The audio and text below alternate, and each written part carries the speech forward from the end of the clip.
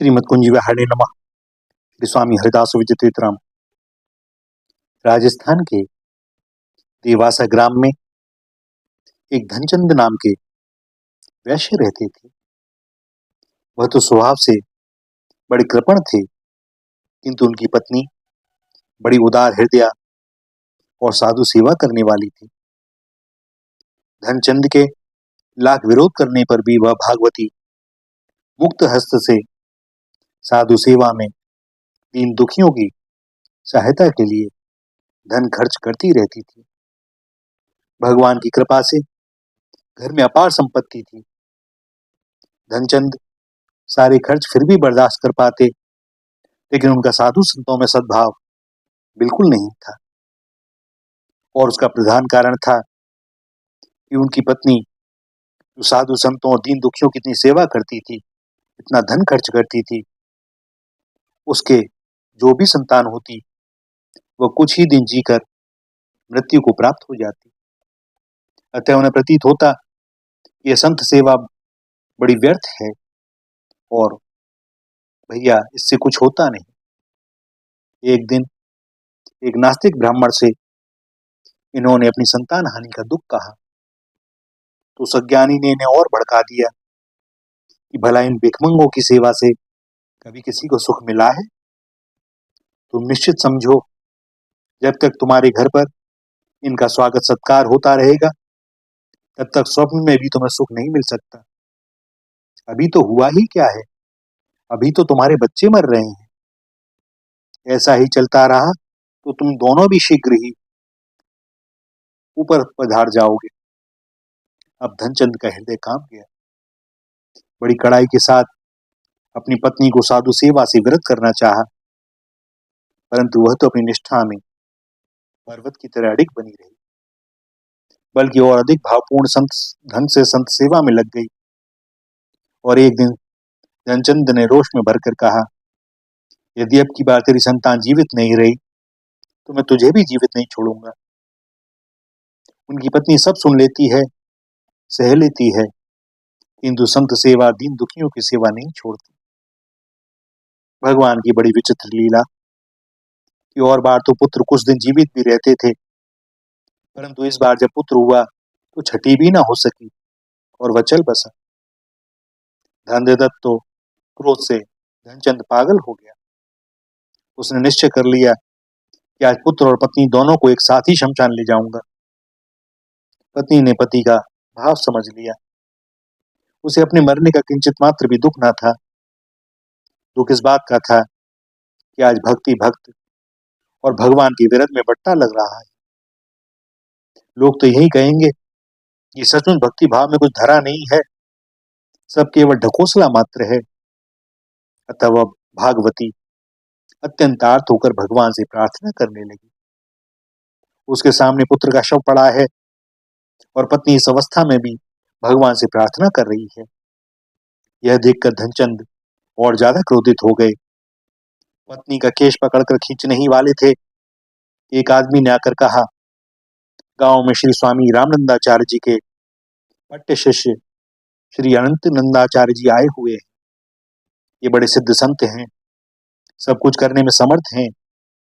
यदि आप लोग इनसे अपना दुख निवेदन करें तो संभव है उनकी कृपा से बालक पुनः जी सकता है। दुख में डूबती धनचंद की पत्नी को मानो जहाज मिल गया। वह तत्काल दौड़ी हुई गई और श्री अनंतानंद जी के चरणों में पड़कर अपने हृदय की व्यथा कही। भागवती का दुख दूर करने के लिए श्री अनंतानंद जी धनचंद के घर आए और संतों का चरणों तक मृतक बालक के मुख में डालकर संत और भगवान का जय घोष किया। बालक जीवित हो गया। पत्नी संत चरणों में नतमस्तक थी।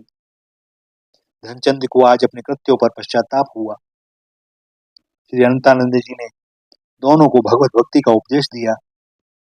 बालक का नाम रखा गया कर्मचंद और उसी दिन उसके गले में कंठी बांधकर उसे श्री राम नाम का उपदेश भी दे दिया गया। संत कृपा से प्राप्त जीवन कर्मचंद जी में भक्ति के शुभ संस्कार बचपन से प्रकट होने लगे। द्वार पर कोई संत आ जाता, ये बड़े प्रेम से प्रणाम करते और उनसे भगवान की लीला कथा सुनते। भगवत चरित्र श्रवण करते हुए बालक करमचंद के अंगों में अश्रु पुलकादि प्रेम के सात्विक अनुभव दिखाई देने लगते और यह देखकर संत समझ जाते, यह तो कोई शुभ संस्कारी बालक है। ये संतों का खूब सत्कार करते, संत जो कुछ मांगते उन्हें स्वयं देते और अपनी माता पिता से कहकर दिलवाते। माँ अपने साधु बेटा की हर अभिलाषा को पूर्ण करती।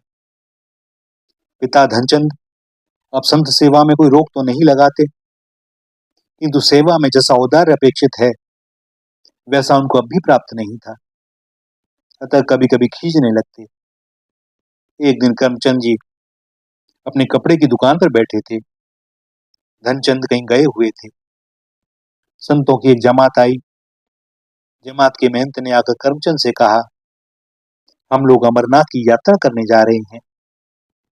हमारे संग में कुछ साधुओं के पास शीत निवारण का पर्याप्त साधन नहीं है। यदि हो सके तो तुम उनकी व्यवस्था करके पुण्य के भागी बनो। और श्री करमचंद जी ने महंत के निर्देशानुसार कुछ साधुओं को अपनी दुकान से बढ़िया कंबल भेंट करे। पड़ोस के एक दुकानदार ने धनचंद के लौटने पर उनसे सारी बात कही। धनचंद तो भैया क्या अवस्था, कौन बतावे, मानो कृपण का धन लुट गया हो। वह दौड़ कर गया और उन संतों को रास्ते से पकड़कर लौटा लाया। कहा कि आप लोगों ने मेरे बालक को भुलावा देकर वशीभूत करके उससे जो कंबल लिए हैं वह सब वापस करें। करमचंद ने सुना तो बड़ा दुख हुआ। उन्होंने अपने पिता से कहा, पहले आप दुकानों के कंबलों को देखिए, यदि आपके कंबल गिनती में एक भी कम हो तो संतों से वापस लाने की बात करें। धनचंद ने अपनी दुकान में रखे हुए कंबलों की गिनती की तो स्टॉक में पहले के जितने कंबल थे, कंबल उतने ही निकले। कोई भी एक भी कंबल कम ना था। अब करमचंद ने पिता के अभद्र व्यवहार के लिए संतों से क्षमा याचना की। माता पिता के परलोकवासी होने पर करमचंद जी खुले हाथ से संत सेवा करने लगे। धन का पानी की तरह से बहाना करमचंद की पत्नी को अच्छा नहीं लगता था, अतः वह कभी कभी इन्हें रोकने की चेष्टा भी करती। एक दिन संतों की एक बहुत बड़ी जमात गांव में आई। करमचंद जी ने उनके भोजन आदि की समस्त व्यवस्था अपनी ओर से की। उनकी पत्नी को यह बड़ा प्रिय लगा और वह पति से कलह करने लगी कि आप इन भिक्षुकों को सारी संपत्ति लुटा देना चाहते हैं, स्वयं भिक्षुक भिक्षुक बनना चाहते हैं, ऐसा तो उचित नहीं। और करमचंद जी ने कहा, तुलसी पंचन के पिए घटे न सरिता नीर, धर्म किए धन ना घटे जो सहाय रघुवीर।